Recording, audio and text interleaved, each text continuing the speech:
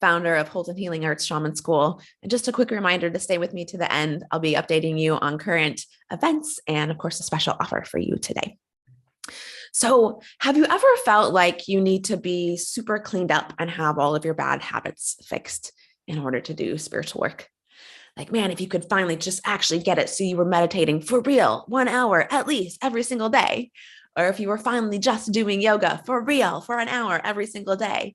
Or if you could finally just kick drinking wine a couple times a week, or stop eating pizza, or nix sugar from your diet for forever. Right?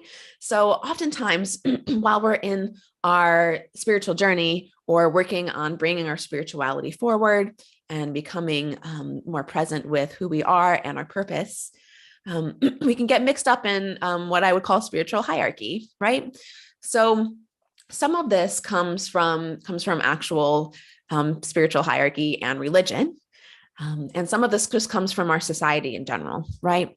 So what we're still operating on is this model, this triangular model, this top-down model where hierarchy is built into all of our systems, in our families, in our businesses, in our communities, in our religion, and even within ourselves, where we try to find something wrong with ourselves and hate ourselves for it.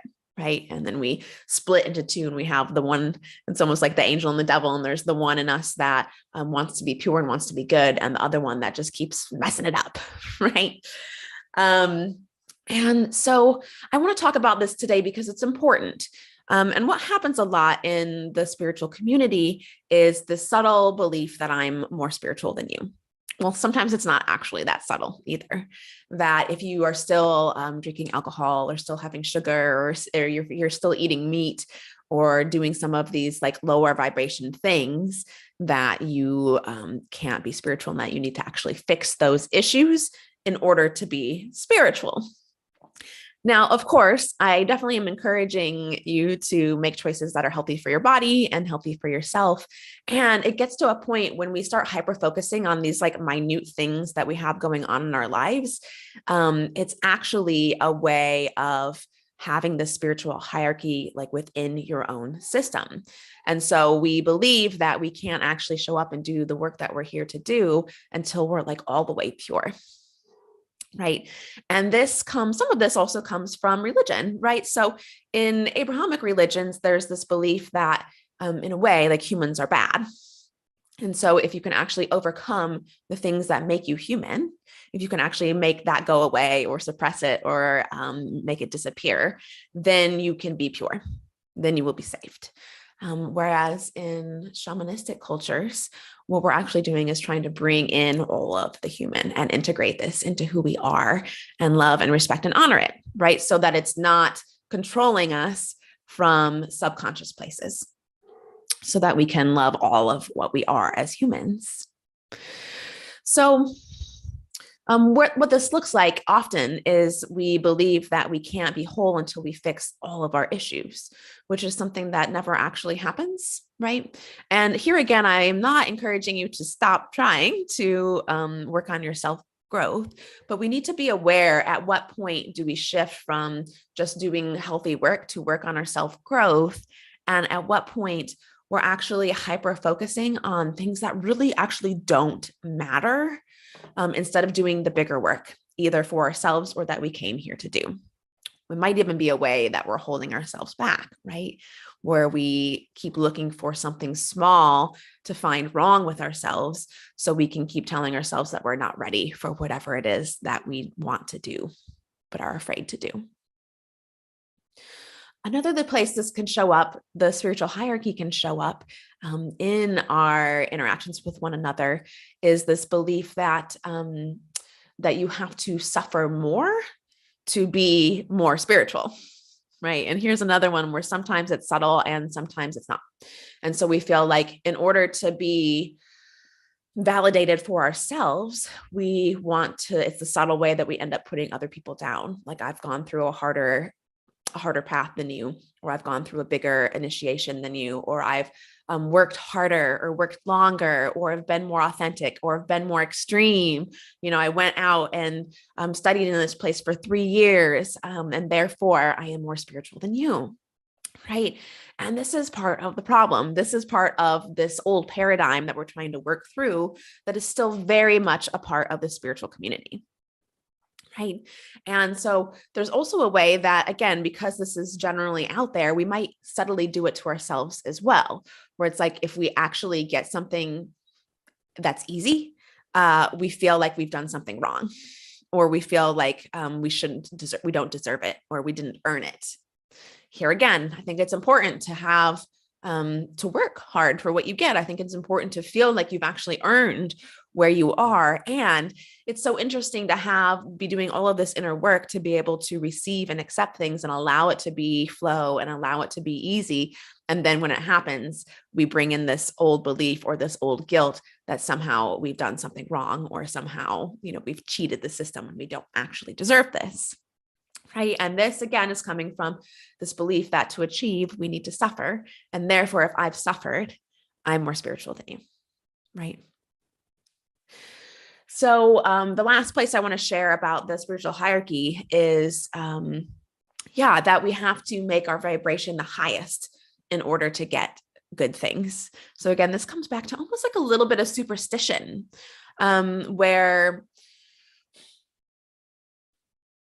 our quest for purity actually has us disown parts of ourselves by accident. And this is really easy to do. It's really easy to kind of stay in that old paradigm where, again, we want to be better humans.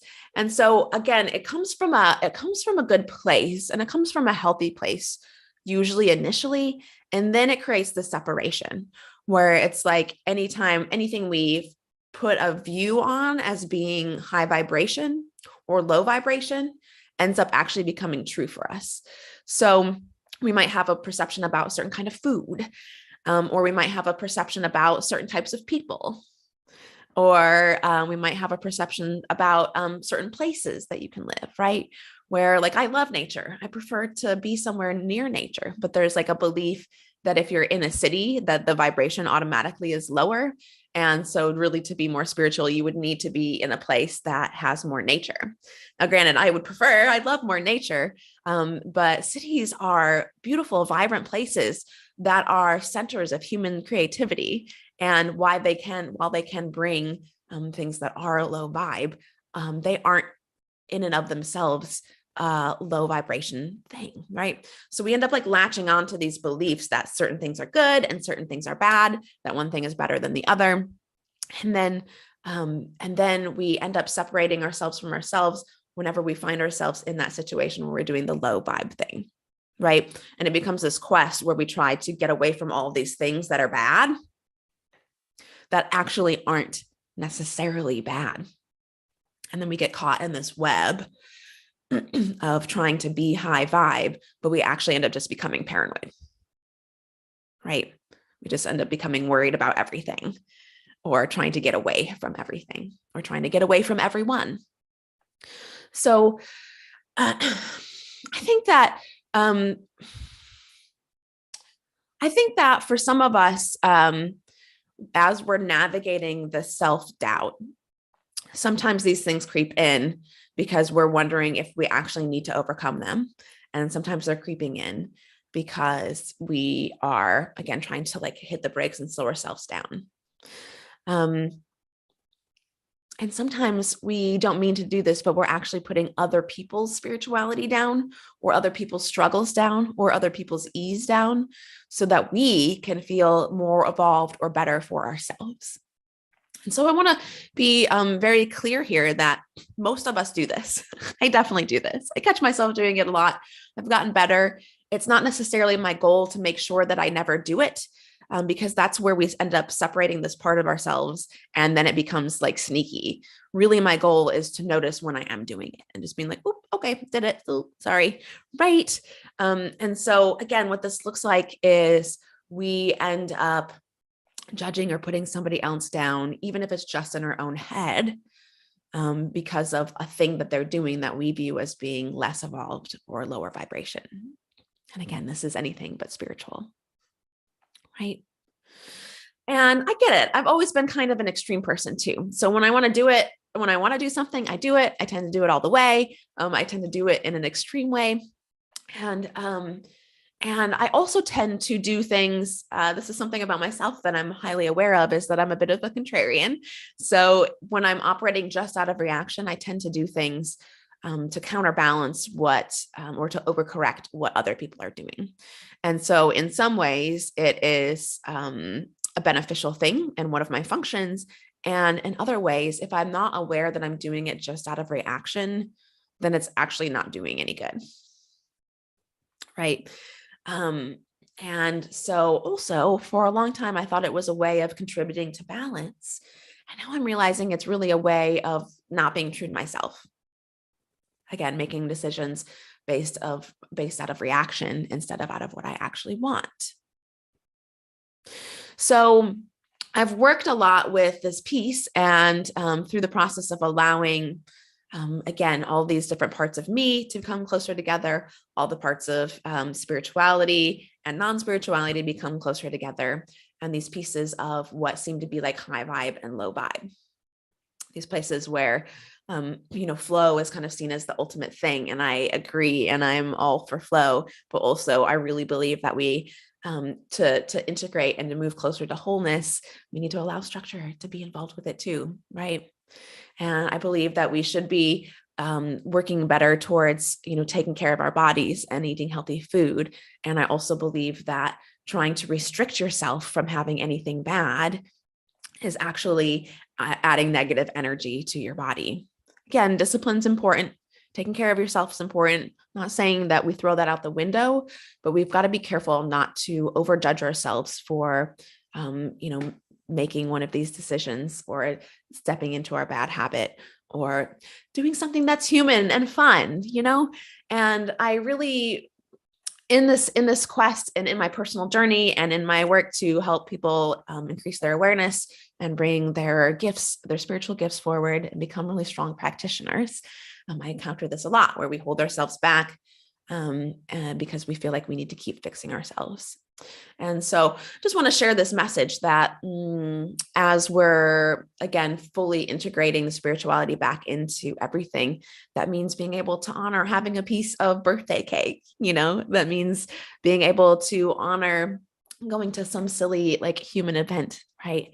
That means being able to honor that people are going to make different choices than you, and it's not wrong, right?